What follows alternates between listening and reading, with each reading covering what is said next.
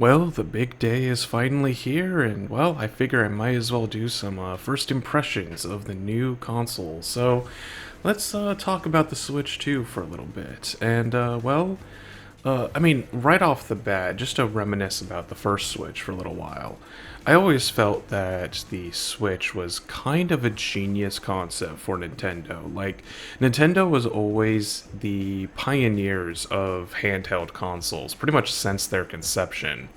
And the one downside with that, if you can call it that, is that they now have to effectively support two consoles at once. They have to have a Mario game for their home console, but then they also have to have a Mario game for their portable console, and a Metroid game, and a Zelda, and so on and so forth.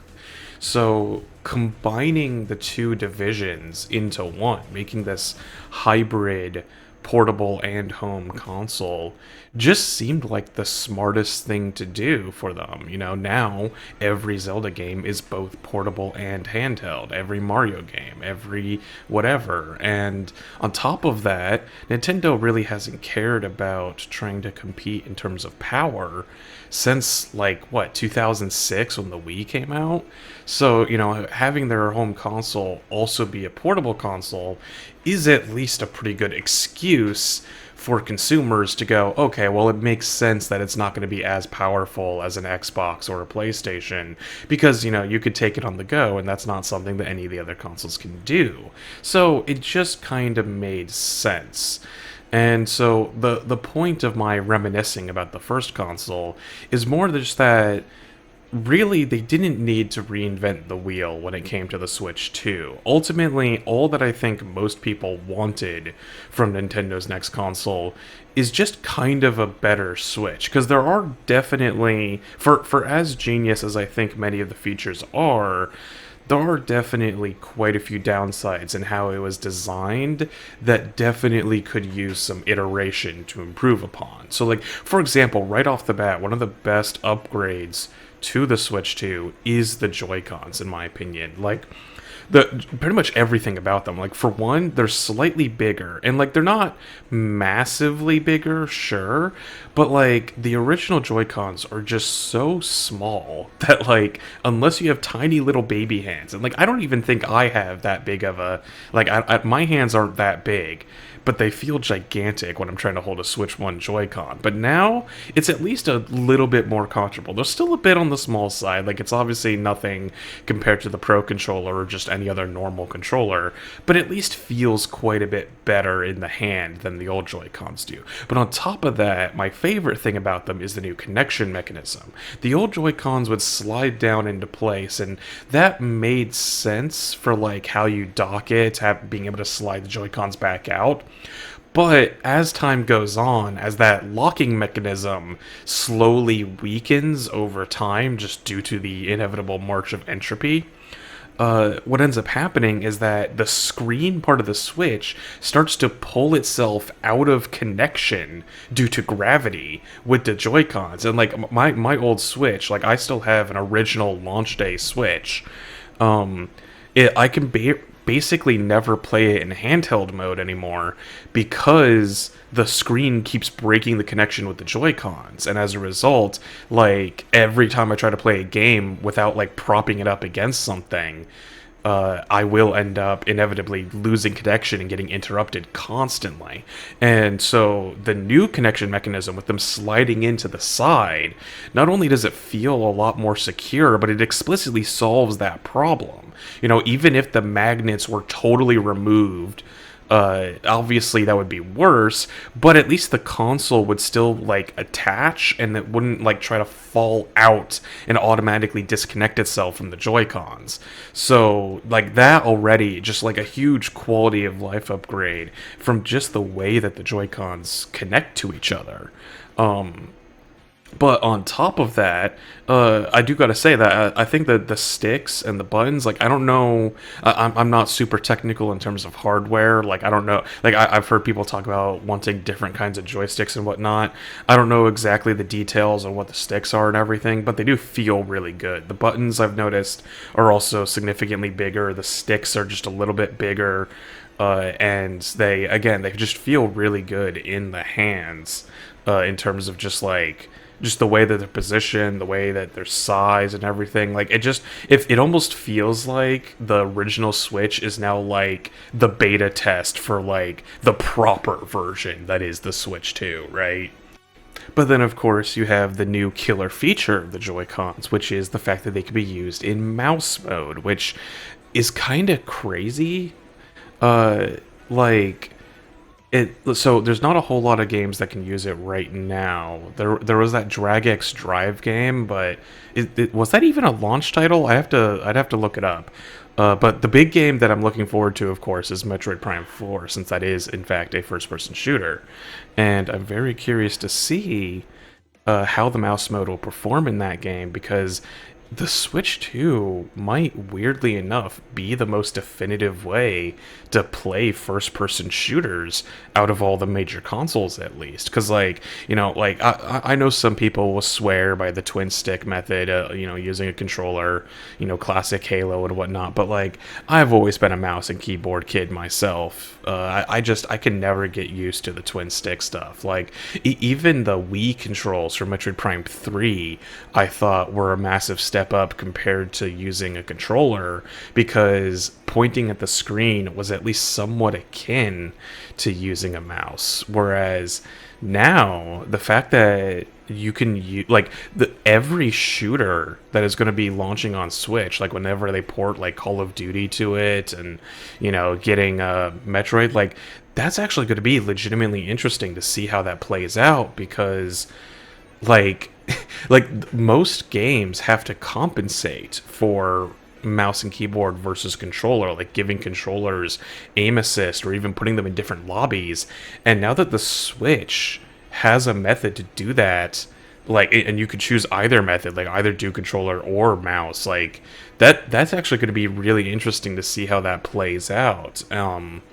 Because like I said, I feel like it's going to be the most definitive way for at least people like me who prefer mouse and keyboard to play shooters on a console. Hell, like Splatoon, when the next Splatoon comes out, like I was never able to get into Splatoon because, again, it's limited to controller. Like, the gyro stuff does help a little bit, sure, don't get me wrong, it's nice. But, I would still take a mouse and keyboard any day. So the idea of the next Splatoon game having mouse control support, that's going to be a game changer for me. Like, I'm going to suddenly get way into the Splatoon franchise, probably. So, like, that, like, of all the new gimmicks they could have added to the console, this is probably the most practical one they could. And yeah, I know that, like, other consoles you can, like, plug in a mouse and keyboard just through USB or something like that. But a lot of games, like, won't explicitly support it, or, like, they'll even ban you for cheating if you use it, which is kind of weird conceptually, but I'm not going to get into that. But, like, with it being a default control method for the Switch, like, what are you going to do, ban somebody for using part of the console? Like, I mean, like, I guess at that point you could just not support it if you really want to, but I mean, I feel like you're missing out on expanding your audience, because now, like I said, the people who have a Switch but prefer mouse controls, like, I might get more shooters on Switch now.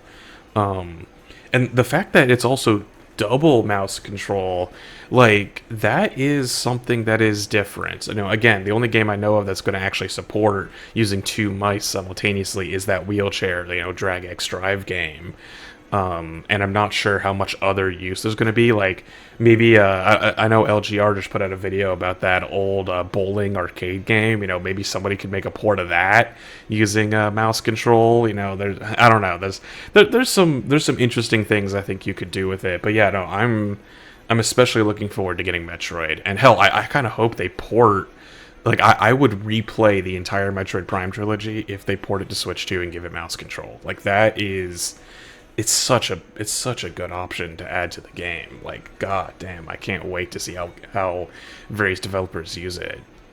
But yeah, moving on from the Joy-Cons a bit, I guess it's worth talking about the Pro Controller, or at least touching on it a little bit. And, I mean, hey, it's really nice. I don't know if it's a necessary upgrade, because I know the old Pro Controller is still compatible, and they are virtually identical. They did add back pedals, which is really good. I'm actually really happy to see more controllers doing that, and the fact that the official Nintendo controller is supporting back pedals is kind of nuts. Because like if you don't like them, you could just not use them. But like they're great for like any kind of complex game that has a lot of inputs or macros, where like you need to hit like 3 buttons simultaneously. Being able to bind that to a back pedal is really nice. It's also great for accessibility.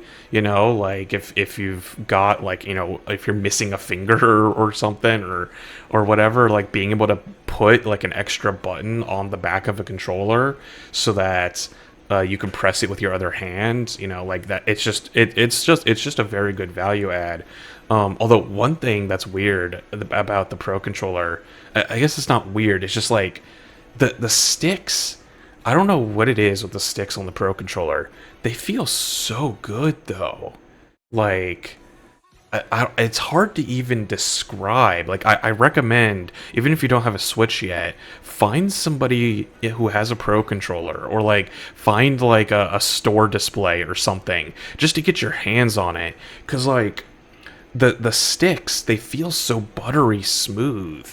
I don't know what they did. Like, if I don't know if there's some kind of like new spring or magnetic like doodad or whatever that they're using in these sticks, but like it feels really nice to move those sticks around and slide them along the edges of the game, like of the little circle that they're embedded in. If anybody is a little bit more knowledgeable on like hardware or knows what they've done with the Pro controller sticks, feel free to let me know in the comments, because like those sticks feel so good and I really want to know what makes them tick. So like please let me know if you know. But yeah, so like the Pro controller, again, I don't know if it's a necessary like buy, but like, hey, if you don't have one, it's definitely a good controller, and hey, you could plug it into your PC right out of the box, use it for games on PC, stuff like that.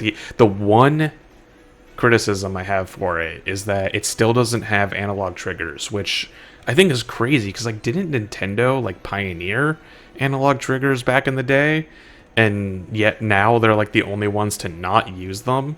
Like, what are they missing out on by not including them? Like, it just seems weird to not have analog triggers, at least on the Pro controller, because like even if it's not on the Joy-Cons and they can't use them for any Nintendo game, at the very least it would be nice to have them for when I plug them into my PC, and then I just have another option for like if I'm playing a racing game or something. Like, I don't know.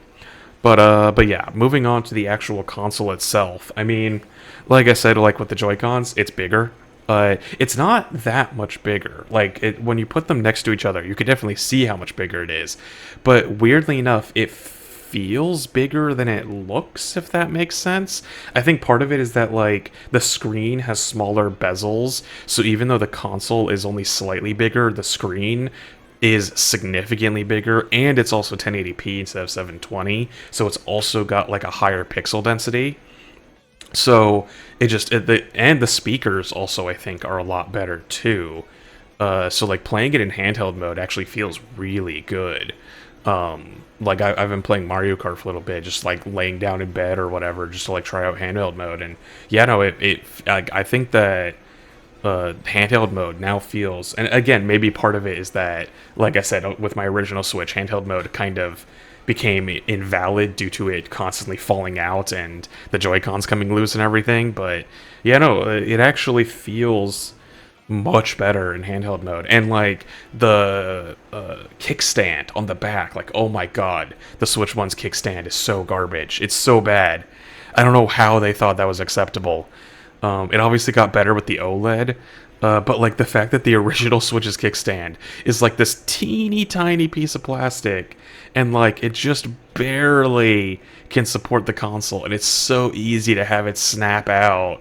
And like you can get like 3D printed replacements or whatever, but like it's so flimsy and it can only support like one angle.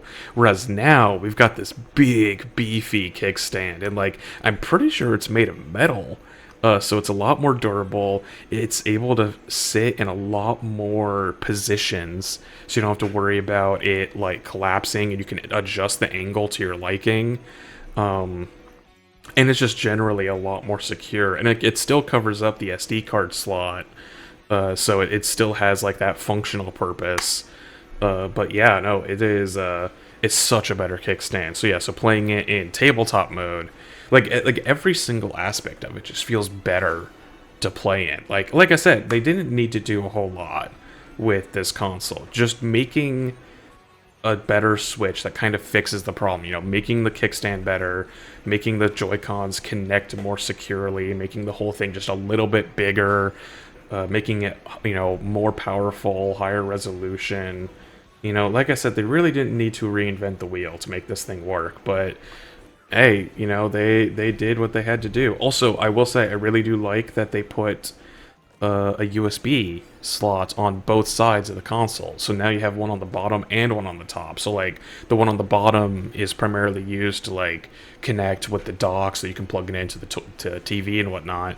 And then having one on the top makes it so that now, uh, you know, when you're playing it in tabletop mode, you can still plug it in without having to get like a stand or something. Because like again, that was like another like weird design flaw of the Switch, because like it has such a small battery, and I'll admit this one doesn't really have that much of a better battery. Like I'm sure the battery technology is improved, but it's also more powerful, so it's probably using up more power. So ultimately, it's kind of the same. Um, but yeah, like it was always kind of a weird design flaw that like you could put the Switch into this tabletop mode, but then you couldn't charge it while in that mode, even if you had an outlet nearby.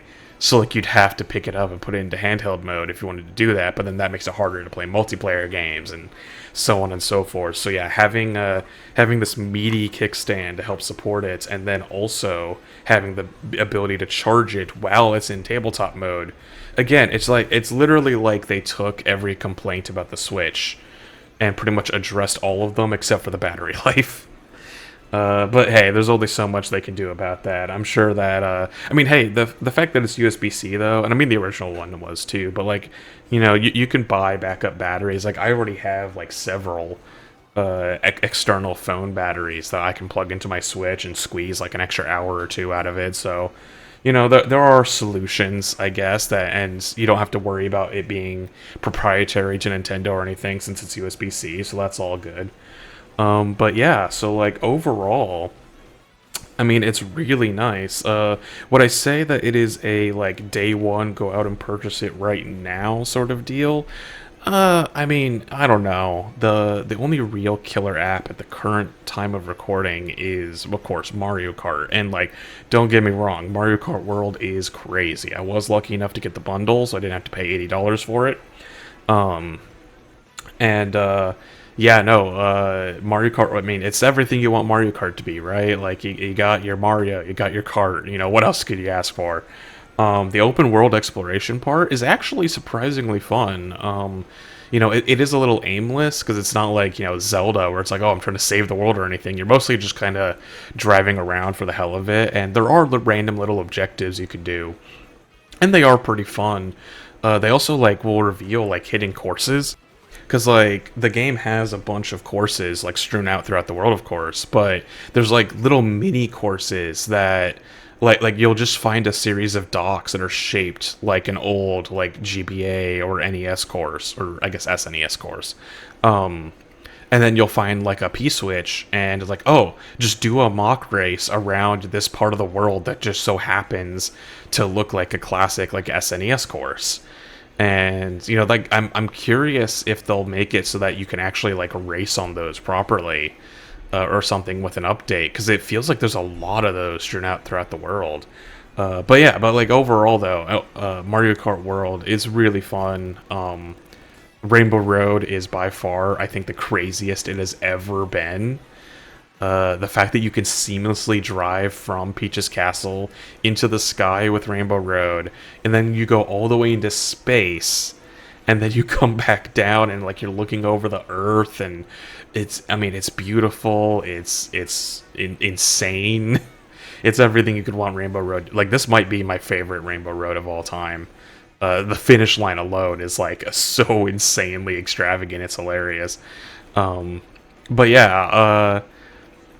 I am curious though to see what the next games are going to be, because like Mario Kart, don't, like I said, it's great, but it's not like, because like if you look at some of the past launch titles for Nintendo consoles, right? You've got Breath of the Wild, you've got Twilight Princess, Mario 64, like games that you can really like sink your teeth into and just like play nonstop for hours and hours. Mario Kart, like, I'm not saying you can't have hours long marathons with Mario Kart, but it's a game that you usually play like with friends or in short bursts. It's not really, I think, the ideal launch title, and I think that the real meat and potatoes is going to come when we get that DK game and Metroid Prime 4 coming out later this year. And like, I think the DK game is really going to be what the like the true launch title is. So like, I wouldn't feel too bad if you're pining for a Switch, you don't have one yet, because like you got a little while before like the real meaty games come out. Because like right now it's mostly just Mario Kart and backwards compatibility. But hey, to be fair, I don't think it. I do think I want to avoid underselling the backwards compatibility, because like the Switch, I mean that the Switch is like what, 7-8 years old now, and it was underpowered when it came out, let's be honest, and it's only gotten more and more hilariously underpowered now. So there are so many games, especially non-first party games, because like, yeah, Nintendo knows how to use their own hardware, so like for the most part Breath of the Wild runs really well. Mario Kart, or not Mario Kart, Mario Odyssey runs really well. I mean, hell, Mario Kart 8 runs really well. But like they are intimately familiar with their own hardware, and even then, a lot of those games were only running at like 30 FPS. Like Breath of the Wild and Tears of the Kingdom were really pushing the hardware to its limits, and I think we're limited to only 30 FPS, and even then, still had a couple of frame dips. So just being able to go back and play those games in 60 FPS is like, I mean, hey, that might be worth it on its own. Like if you never owned a Switch, getting a Switch 2 just for the backwards compatibility, I think is worth it. And and then, like I said, the third-party games that really didn't know how to use the Switch's hardware very well. Like, one of the biggest notable ones for that was the Hyrule Warriors game. Like, that game looked really cool, and I loved playing it for a few minutes, but man, that game felt like it hit like single-digit frame rates at time. So like being able to play that game at a much smoother frame rate now, I feel is like I could finally actually enjoy this game properly. So yeah, like that backwards because like the Switch has a really solid library. So like I think that if you've never owned a Switch, the Switch 2 has a lot more value for you, simply because you can now go back and buy and download all of those original Switch 1 games and be able to play them with updated visuals and stuff. And like, yeah, there are the upgrade packs for like extra content and stuff, but I'm pretty sure like any Switch game will still like run like at the higher frame rates. Like the upgrade packs are mostly just for the games that have like extra content, and like those I'm not big on. Like that's whatever. I'm not gonna pay $20 to be able to take notes in Breath of the Wild or whatever it was. It was kind of crazy, but yeah. I think that the backwards compatibility is a big selling point. But yeah, that's pretty much most of my thoughts on the Switch 2. Like I said, they didn't have to reinvent the wheel.